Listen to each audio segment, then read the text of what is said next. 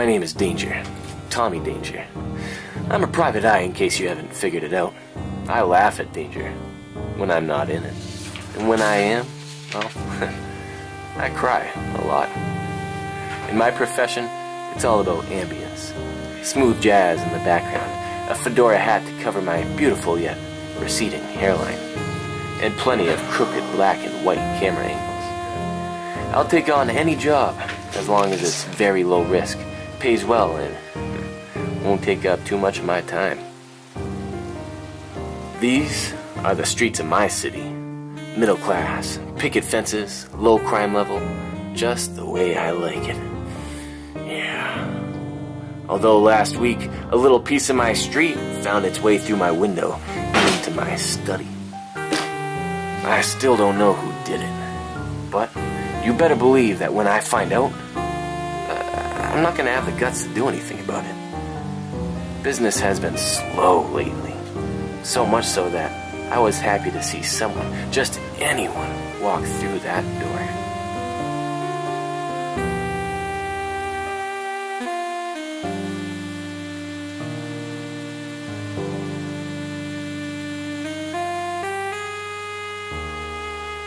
At least, that's what I thought at the time.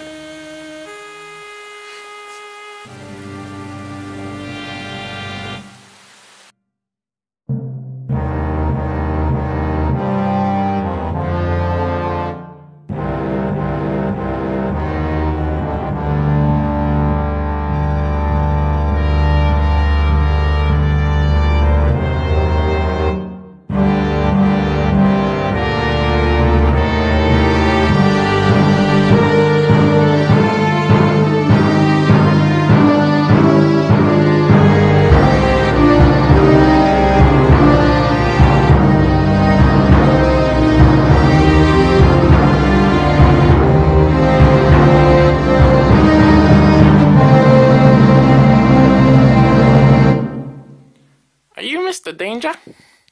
Who's asking? That's why I'm here, sir. I don't know who I am. Okay, look, the study of metaphysics and philosophy, they're not my strong suits. I have a list of psychiatrists here, maybe I could hook... Nah, I mean, I really don't know who I am. My identity is stolen. I see. This was the worst case of identity theft I had ever seen. In fact, I had never handled any identity case before. His face was a complete blur. Someone had seriously swindled the poor fellow. I knew something had to be done. It reminded me why I became a private eye in the first place.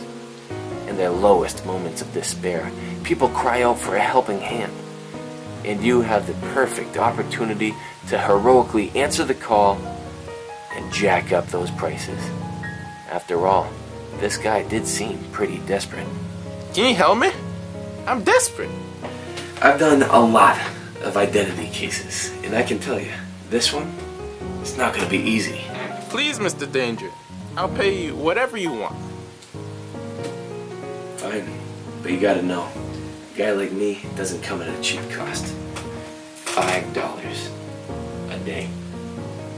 Plus all the root beer I can think of drinking, plus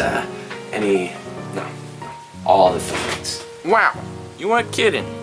But it'll be worth it to have my identity back. Yeah, and now that you say that, when was the last time you had your identity? About 4 days ago. Well, I best get started.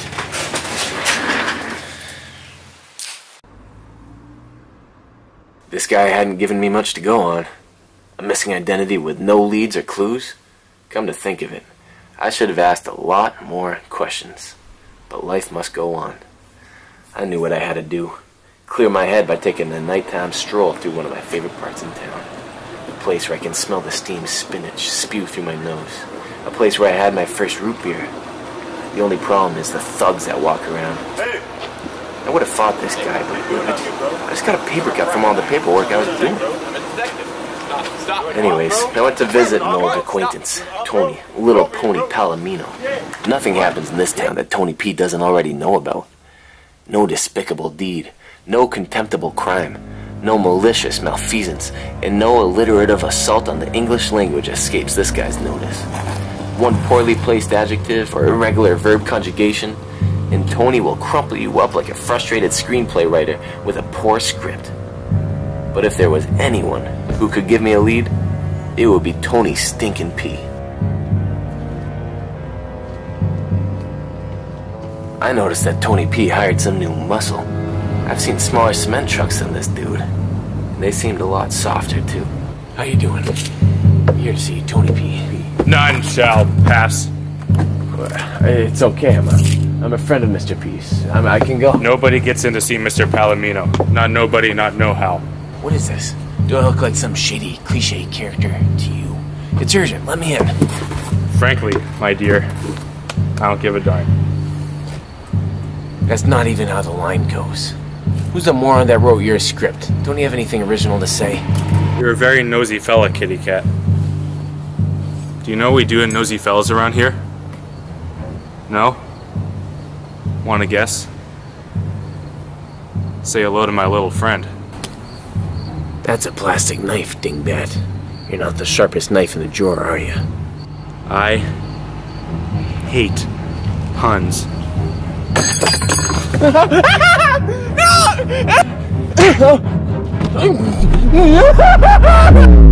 His fist looked as big as an unabridged dictionary. I was sure he was about to show me the definition of ow and unconscious. Suddenly $5 a day and lots of root beer didn't seem to compensate what I was about to go through. Hey, Tiny Tim, it's alright. Mr. Danger's an old friend.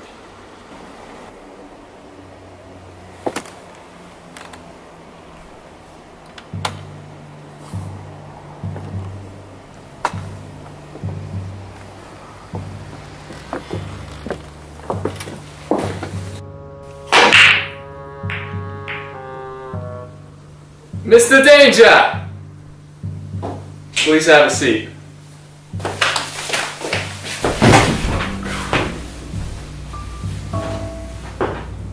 Please excuse the rapacious nature of my hired muscle. His mind functions in a purely verbatim sense. Huh? Please excuse his rudeness, he's very literal. Yeah, I wasn't sure if you were speaking Italian. I'm Jewish. You're not Italian? No. Then what's with all the French fries? I hear there's something in him that might cure baldness. But you got a full head of hair. Then it must be working. Can I get you something? One root beer. Still. What does that mean? Just don't shake it. Still hitting the old sauce, huh? Hey Tim, extract from the thermal vessel an aluminum cylinder of our finest carbonated libation.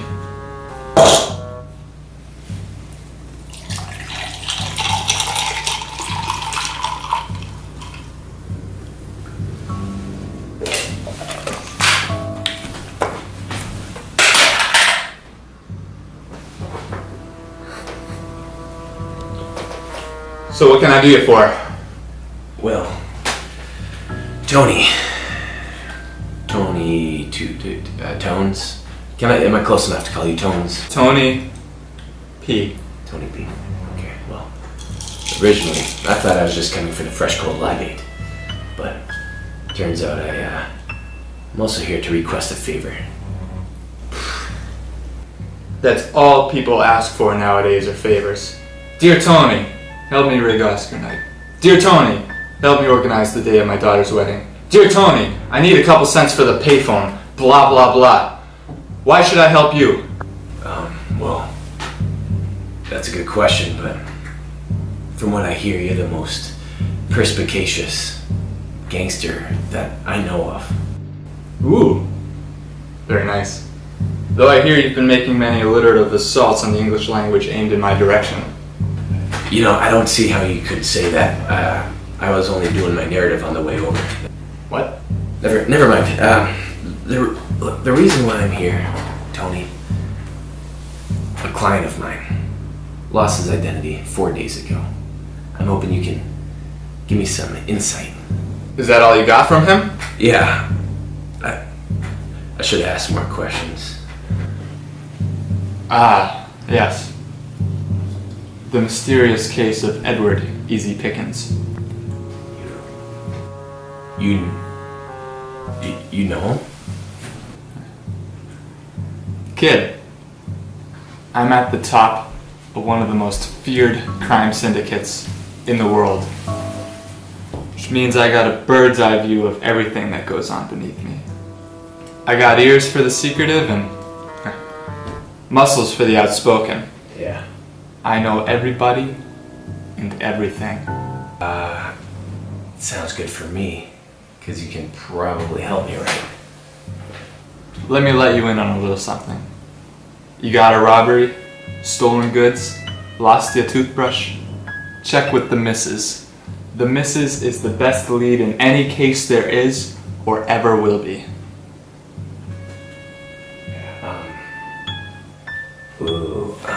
Weed? Someone to help you with your case. Oh, yeah. I'm just used to working by myself. I don't usually need leads, you know.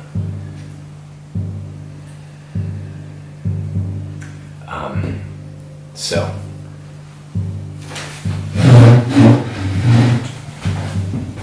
Thank you for your time. I want to say that. Probably see you around. It was nice catching up with you, both you. So long, kid. I hope you find the items upon which you endeavor to make known. I hope you find what you're looking for. Yeah. Yep, me too, thanks. Tim, kick him out.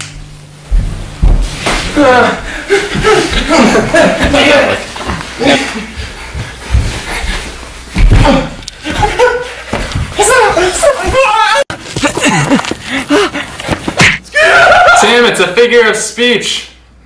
God, you're so literal. I made an unanticipated trip to the urgent care center with what felt to be a severe buttock laceration in my opinion. Although after a long wait on my tuchus, my doctor assured me it was just a bruise. But what would he know about that? I guess urgent doesn't mean the same thing to some people. So while I was waiting, I called my client. Sure enough, he had a girlfriend and was dumped by her 4 days ago, same time his identity was taken. This probably means something, but I haven't a clue what. So after the medics kicked me out, I drove down to her place to find out more. Problem is, she moved away from Easy, so he doesn't know where she lives now. Luckily, being friends with Tony P paid off. I called up Tony P to tell me where Miss Lola Bridget lived. He says her address is 743 Oak Terrace. I just needed to weasel my way into her place long enough to have a good look at the joint. Good thing is, I've never had a problem weaseling my way into pretty girls' houses. I've never tried. Well, hello there, tall, dark, and handsome. You must be Lola Bridget. My name is Danger. Tommy Danger. I'm here to have a little chat with you. Depends on what you want to talk about. Well, a mutual friend, Mr. Easy Pickens. I heard you broke that poor boy's heart a few days back. I want to see what I can do to rekindle that flame. Well, that ship has sailed, and he's left all of his cargo behind too. But I guess if you want to come inside and talk for a few, that'd be fine. And maybe we could talk about you and what's in your world. Yes.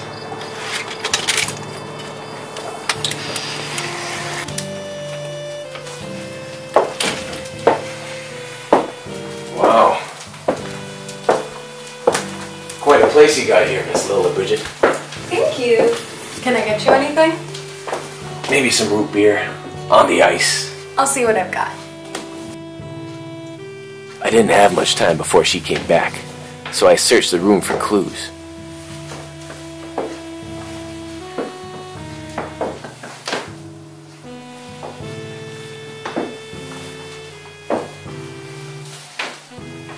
She came back rather quickly, so I only saw from the plane ticket sitting next to her filing cabinet that she's gonna go to Ecuador soon. Exciting, but seemed rather useless to my case.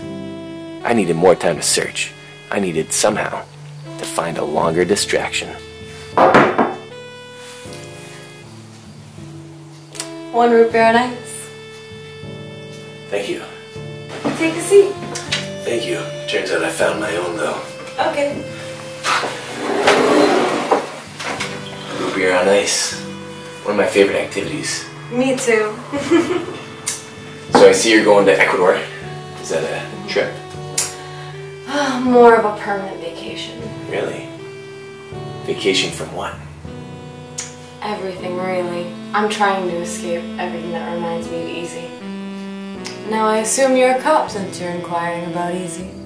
But I gotta ask you, do you cops ever take breaks? Well, I don't know why you assume I'm a cop, but danger never stops or rests in this world. That's what I have in common with it. I am danger. The best line of my life. And there was a girl to hear it. But I was getting distracted. I just didn't feel myself at the moment. I'm not one to get caught up in conversation, but as I listened to her talk, I feel that we could become real good friends. She just seemed so nice. But I didn't get this job to make friends. But something in me sensed that she wasn't just making friendly conversation. Maybe it was the fact that she kept staring at my wallet, or that whenever I wasn't looking, she kept trying to grab my wallet. I don't know.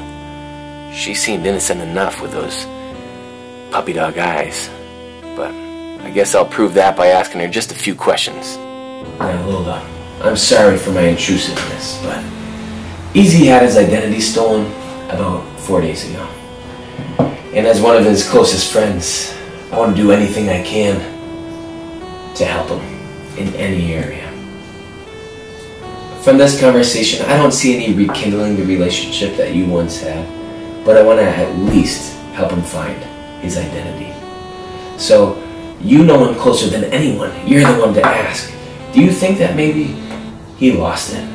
Do you think he's more on the disorganized side? Listen, nothing was easy with Easy. Name an annoying quality, and he had it. Disorganization was just one of those. He lost everything. Now, I can understand losing the little things. Toenail clippers, elastic bands. But what I can't imagine is losing something as important as his identity. That's a pretty big item. Easy never fails to disappoint. I'll say that. That being said, if he's that careless, do you think that maybe, just maybe, someone might have stolen it when he wasn't looking? He might be clueless, but he's definitely paranoid. If somebody 100 feet from him was walking by and he didn't know them, he was so scared. So, because of that, I don't think so.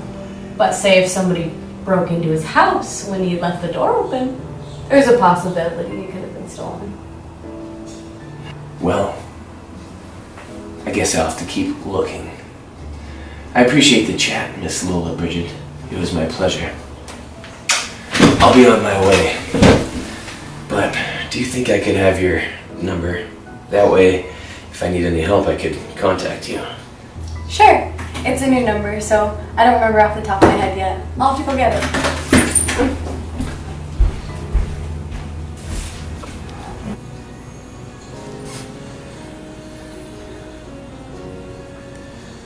I couldn't believe my eyes. There it was on the top shelf. My favorite snow globe. Look at it. It's so cool.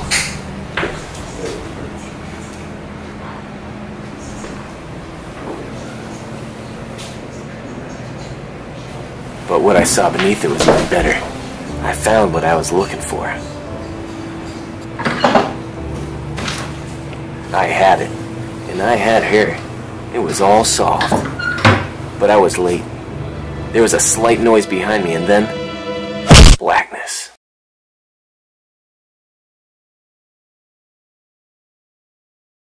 My head was throbbing.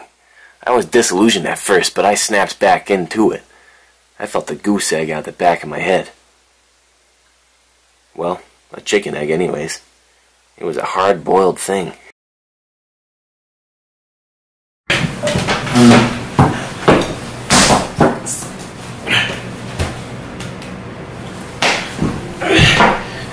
Give me Detective Lou Padillos in the robbery division. Now! Now! Yeah, I'll hold. So just a friend, huh? I knew you were a cop. Well, Miss Lola Bridget. I'm sorry. But you broke the law. You're gonna have to pay. Good day.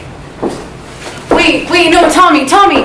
I know I look like I'm a bad person, but I'm not a criminal. I didn't do anything wrong. Oh, Tommy, you have to believe me. My stealing his identity was for his own good. You should have seen him. I've never seen a face so ugly and disgusting. And just one identity, just one. Is it really so wrong so that me and all the other people around him wouldn't have to look at his dumb face? Do you really think that that's so wrong? I'm a detective, Miss Bridget, not a judge. I see a violation of the law, and I report it. That's my job. I think. Please, Tommy, don't do this.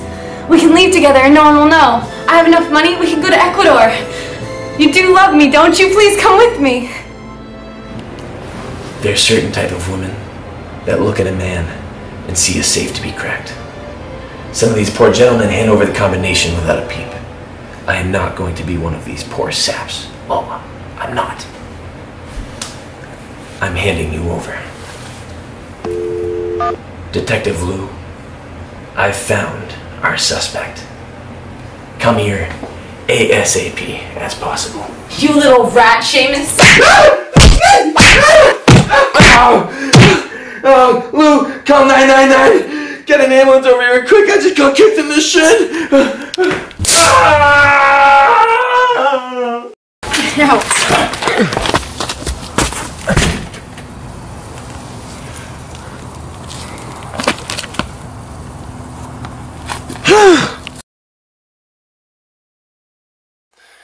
I haven't gotten involved in a case like this since Chinatown, and I forgot about that one.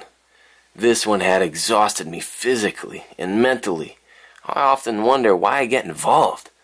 Why is it that I care so much? In the end, though, I didn't do it for easy pickings, for justice, or for the feeling that every boy dreams of, the feeling of making a difference in this screwed up world. Nope, I did it for the money.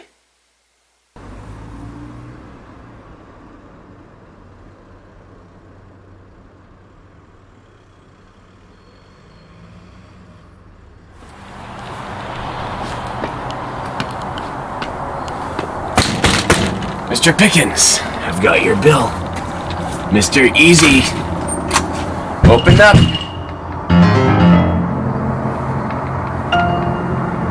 Mr. Pickens?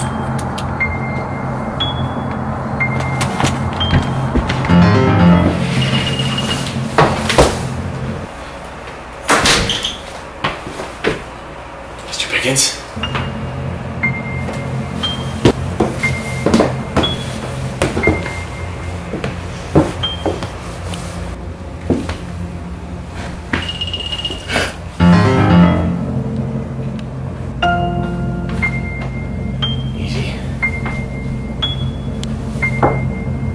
Mr. Pickens?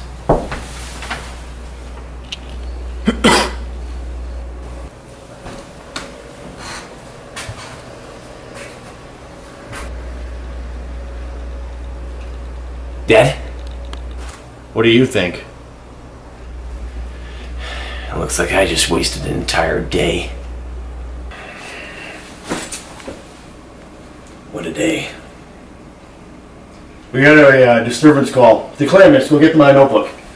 So, got a disturbance call from the neighbors. They heard a loud noise. When they got up to see what was going on, they see taillights and someone hitting the road, lickety split. Any idea, any clues whatsoever as to who it was? Why don't you take a look down? We found him.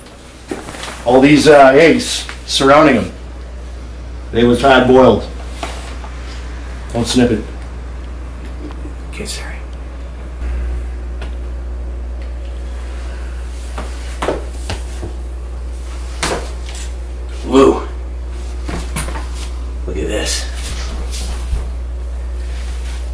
have been kicked extremely hard. What a strange way to die. Lola.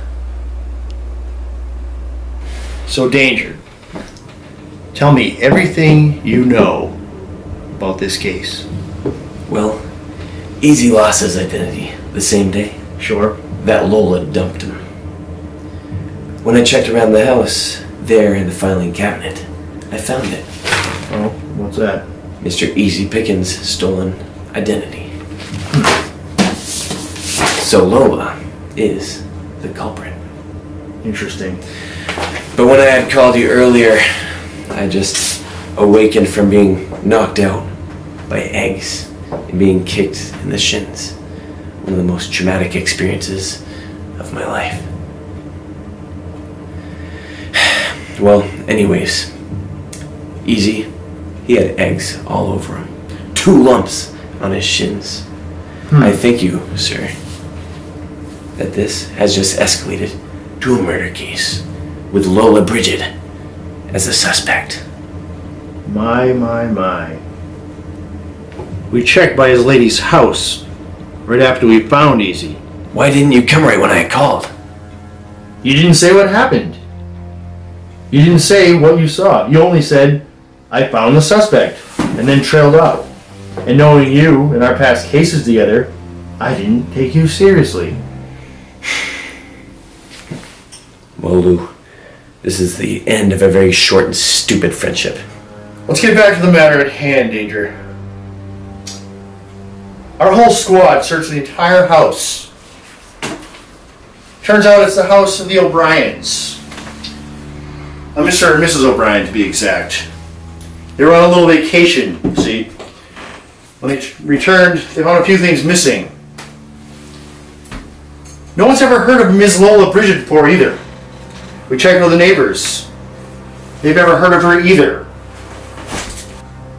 Now, interestingly, we did happen to find this at their house. And it has your fingerprints all over it. And you did say, by the way, that it was 743 Oak Street that you found her at. Is that right? Yeah, but... Now answer me this. When Easy first came to you, you said that he had no identity. Is that right? Yeah, but... So then, let me see here. You have his identity, egg all over your face, bruises from an apparent struggle, and nothing but an imaginary girlfriend to pin it on. It was Lola. She's not imaginary, I swear. She framed me. But how? She let me into a house that wasn't hers. She let me take the identity. That way, she could get away. But why did she take the identity in the first place? And why did Tony P. tell me her address was 743 Oak when she didn't even live there? Tony! Lola must have been in cahoots with Tony! Oh, hey Lola, how are you? What is it you need? You'd like to frame a murder? Okay, sure, that'll be the standard rate of $19.99. Alright, cool. Tony must have directed her to steal his identity first. After all, a murder with no identity is a lot more convenient. But when I started sniffing around, he must have directed me to her. Hey Lola, I found a perfect guy for us to frame.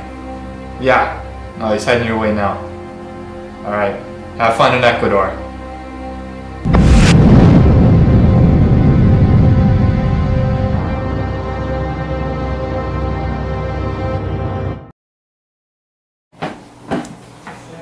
Shucks!